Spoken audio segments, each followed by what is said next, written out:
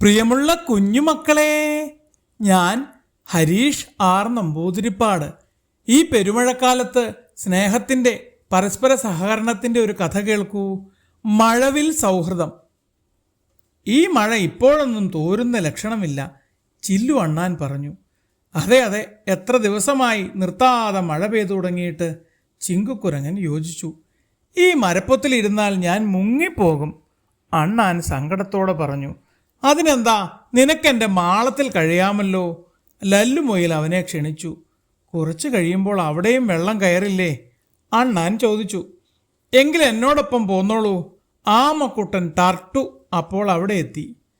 വലിയ ഉപകാരം, ഞങ്ങളും വരാം എന്ന് പറഞ്ഞ് അണ്ണാൻ ആമയുടെ പുറത്ത് കയറിയിരുന്നു. അവനെ സുരക്ഷിതമായി എത്തിച്ച ശേഷം ടർട്ടു മുയലിനെയും കൂട്ടിക്കൊണ്ടുപോയി. എല്ലാവരും ഉയർന്ന മലയുടെ മുകളിലുള്ള ഗുഹയിൽ ഒത്തുകൂടി. മൃഗങ്ങളും പക്ഷികളും ഒത്തൊരുമിച്ച് പരസ്പരം സഹകരിച്ചു. പക്ഷികൾ തീ കായാനുള്ള ചുള്ളികൾ ഗുഹയിലെത്തിച്ചു. ഉറുമ്പുകളും അണ്ണാന്മാരും തങ്ങൾ ശേഖരിച്ചു വച്ചിരുന്ന ആഹാരം മറ്റുള്ളവർക്ക് പങ്കിട്ടു കൊടുത്തു. അങ്ങനെ ഒത്തൊരുമയോടെ അവർ മഴക്കാലത്തെ പ്രശ്നങ്ങളെ പ്രതിരോധിച്ചു. മഴ മാറി മാനം തെളിഞ്ഞപ്പോൾ ആകാശത്ത് മനോഹരമായ മഴവില്ല് വിടർന്നു.